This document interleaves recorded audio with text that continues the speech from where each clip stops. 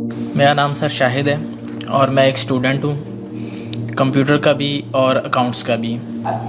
میں حال ہی میں یوں سمجھیے کہ قرآن پاک کی طرف رجوع کیا میں نے اور اس کو سمجھنے کی کوشش کر رہا ہوں، لیکن ایک عجیب سی بات یہ آ رہی ہے کہ اتنا زیادہ میٹر موجود ہے قرآن پاک کو سمجھنے کے لیے بھی کہ اس کے کوئی بنیادی اصول سمجھ میں نہیں آ رہے ہیں کہ انڈرسٹینڈنگ اس کو کیسے کرنی چاہیے، سٹیپ وائز کس طرح اس کو سمجھنا چاہیے، آیا کہ ناظرہ اس کو کرنا چاہیے، احادیث سے اس کو سمجھنا چاہیے یا کیسے؟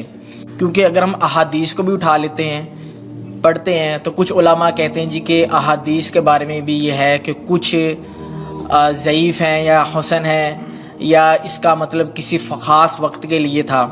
تو ایک عجیب سا مطلب کہ ذہن کے اندر ایک وہ تلاطم ہو جاتا ہے کہ آدمی کرے کیا کرے، کس طریقے سے اس کو مطلب کہ انڈرسٹینڈ کرنے کی کوشش کرے کہ وہ ایک سیدھی راہ کے اوپر آ جائے کہ اسے قرآن پاک کی بنیادی جو تعلیمات ہیں ان کے اوپر چل کے کم لیکن کامل علم کو حاصل کر سکے۔ قرآن مجید کی طرف آپ کا رجوع ہوا ہے، توجہ ہوئی ہے، اس کو اللہ کا بہت بڑا فضل اپنے اوپر سمجھیے، اور جب اللہ کا فضل ہو تو پھر اس کا شکر بھی ادا کرنا چاہیے اللہ کے جناب میں۔ میں آپ سے ایک عجیب بات کہہ رہا ہوں، شاید آپ کو بہت وہ نئی سی لگے گی۔ قرآن کو ایسے پڑھیے جیسے بدو پڑھتے تھے۔ بدو نہ فلسفی تھے، نہ منطقی تھے، نہ سائنسدان تھے، نہ ابھی حدیثیں ان کے پاس تھی، نہ ابھی فقہ مرتب ہوئی تھی۔ وہ کیا تھا؟ عربی زبان، یہ ان کی اپنی تھی۔ تو شرط اول جو ہے قرآن مجید کو سمجھنے کے لیے وہ عربی زبان کا صرف و نحو صحیح جاننا یہ لازم ہے۔ پھر قرآن کے متن ہی کو اصل سمجھیے۔ البتہ یہ ہے کہ اس کو آپ سمجھیں کہ یہ پہلا مرحلہ ہے قرآن پر غور کا، قرآن پر فکر کا، قرآن پر سوچ کا۔ اس کے بعد اگلے مراحل بھی آئیں گے۔ اسی قرآن سے پھر قوانین جو ہے واقف ہونے ہیں۔ اچھا، اس میں بعض سے واقعات ایسے ہیں کہ جو تو ایک تاریخی حیثیت رکھتے ہیں، اب ان میں اس واقعے کے ضمن میں تفصیل میں کہیں کوئی اختلاف ہو گیا تو کوئی حرج واقع نہیں ہوتا۔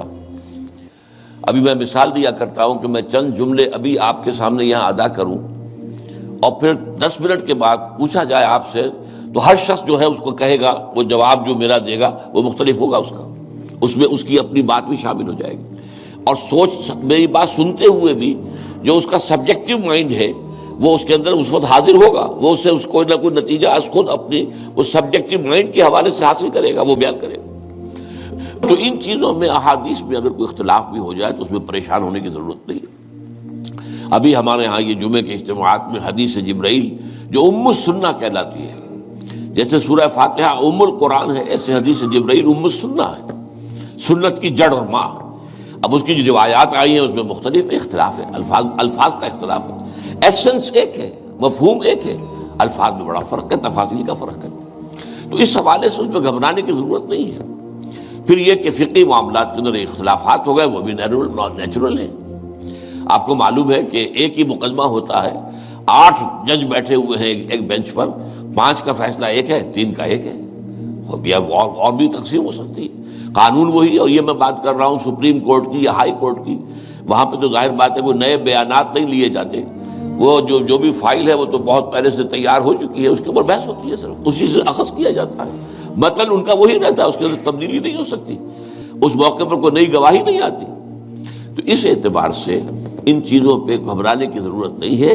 البتہ آپ آغاز جس طریقے سے کریں وہ میں نے آپ کو بتا دیا ہے، اس میں یہ کہ آپ اصل میں ان تمام جو چیزیں ہیں اضافی، ان سے ذرا صرف نظر کرتے ہوئے عارضی طور پر پہلے قرآن کو ایسے پڑھیے جیسے بدو پڑھتا تھا۔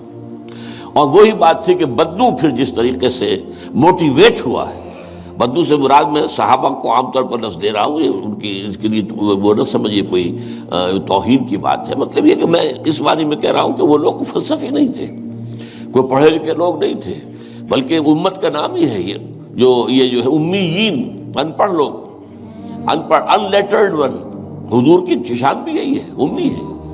تو انہوں نے قرآن کو جس طور سے سمجھا ہے وہ ہے بہترین طریقہ قرآن کو سمجھنے کا، اور اسی سے پھر وہ صحیح موٹیویشن ہوتی ہے کہ انہوں نے تن من دھن سب لگا دیا اللہ کے دین کے لیے اور اللہ کے دین کو غالب کر دیا۔ بحثوں میں پڑھ کر اور وہ جو باریکیوں میں پڑھ کر اور بال کی کھال اتار کر اور منطقی طور پر تجزیہ کر کے اور احادیث کے تقابل کے اس میں پڑھ کر علم کا تو اضافہ ہوگا، لیکن وہ انسپریشن اور موٹیویشن جو ہے وہ اس کے اندر نہیں رہے گی۔ دین کی بات پھیلانا صدقہ جاریہ ہے۔ ثواب کی نیت سے ویڈیو کو شیئر ضرور کیجیے۔ جزاک اللہ۔